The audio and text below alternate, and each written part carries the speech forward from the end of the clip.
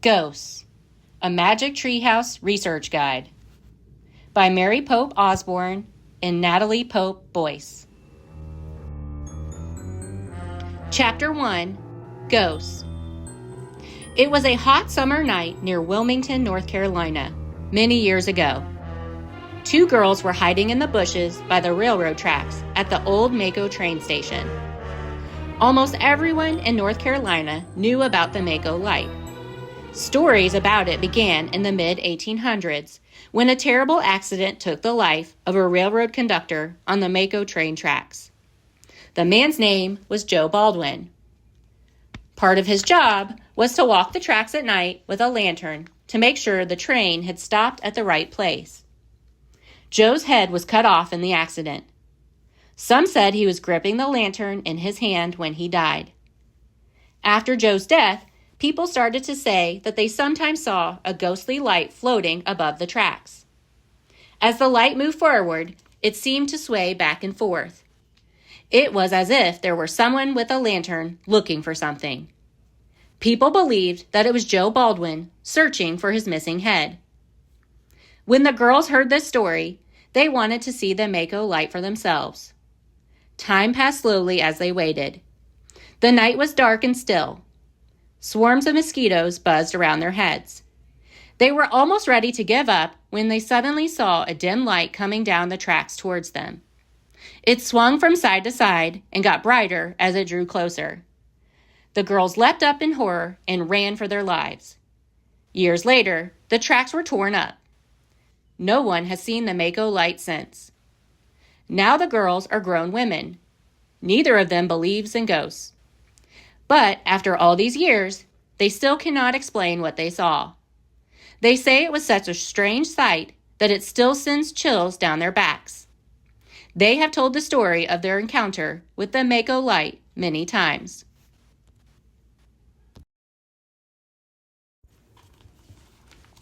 Ghost stories. Ghost stories have been around for thousands of years.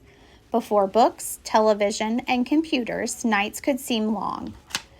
To entertain themselves, people sat around the fire and told stories. Scary stories were just part of the fun. Today, we can still read ghost stories written by the ancient Greeks and Romans thousands of years ago. They believed that ghosts were spirits of people who had not had a proper burial after they died.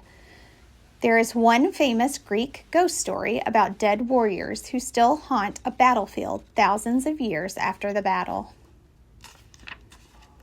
Another story is from the Roman writer Pliny the Younger, who lived about 2,000 years ago.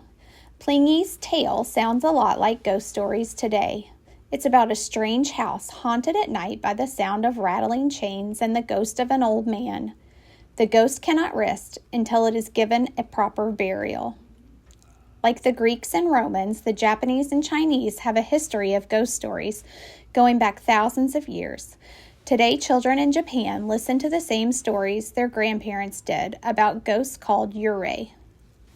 Many yurei are young women who have long black hair and look pale and ghostly. They appear dressed in white and rarely speak. The ghosts don't have feet or legs and appear to float rather than walk.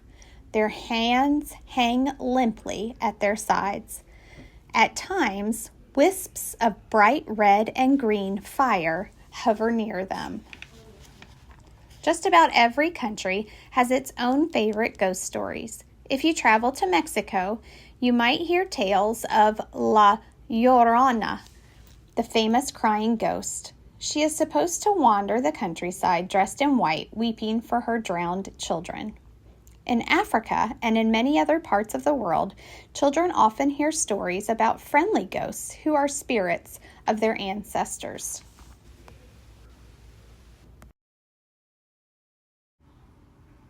What exactly are ghosts? Many people who believe in ghosts think that they are the spirits of those who have died but are not ready to leave this world for the next. Ghosts often appear at night. Sometimes they drift in clouds of cold white mist like a yuri. And, like the yuri, their faces are pale and they almost never speak. If they are not seen, they make their presence known by moving things about making noises, and opening and closing doors. The place where a ghost appears is said to be haunted. In most stories, the spirits of the dead haunt areas where they have lived or died. In many tales, ghosts are kind and helpful. Sometimes the ghosts need help before they can rest in peace. But other ghosts are just plain scary and seem to stick around for the fun of it. One family in Charleston, South Carolina claims that a woman's ghost has haunted their house for over 100 years. They all report a trail of icy air as the gentle spirit glides from room to room. Belief in ghosts. In some cultures, ghosts play active roles in everyday life. Each year, the village in India holds a famous Ghostbusters fair. Many travel to the fair because they believe that their bodies are haunted by ghosts. There are people at the fair who claim to be able to cure them of their problems. The fair lasts a month. Over 10,000 people visit each year.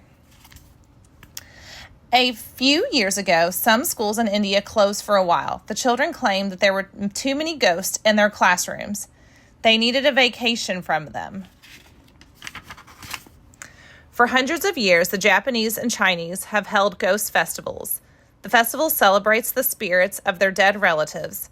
Families gather to tidy up their graves and honor their loved ones with a feast. In some homes, places are set at the table for the dead, and candles burn on family altars honoring the spirits of their loved ones. In Mexico, there's a special day called the Day of the Dead. Mexicans visit their relatives' graves and have feasts in their honor. They feel that the spirit of the dead are with them on this day. This custom goes back thousands of years. On Halloween, it's similar. Every October 31st, children dress up like ghosts and scary creatures. This comes from an old custom in Ireland where people thought spirits roamed the countryside at night. We may not all agree on ghosts, but one thing is sure, ghosts are a mystery. Stories about them can be exciting, inspiring, and chilling. And who knows, maybe your town or city has its own favorite ghost story. In fact, there might be a haunted house right down the street. Chapter 2, America's Most Haunted. There has never been another city quite like New Orleans. Parts of the city have buildings that look like those in France and Spain. That's because before New Orleans became part of the United States in 1812, it was first owned by France and later by Spain. Over the years, people from Haiti and Africa also settled in the city.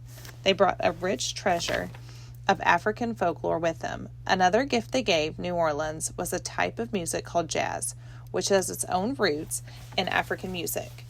The air in New Orleans is hot and damp. The city sits between the Mississippi River and Lake Pontchartrain. Because of this, there's a huge danger of floods. Houses are sometimes built high off the ground for protection. Earthen banks called levees act as walls to keep the city from flooding. All over New Orleans, creepy-looking hanging moss droops from the trees. Crumbling old mansions line many of the streets. New Orleans is the perfect setting for some great ghost stories. In fact, some people call it the most haunted city in America.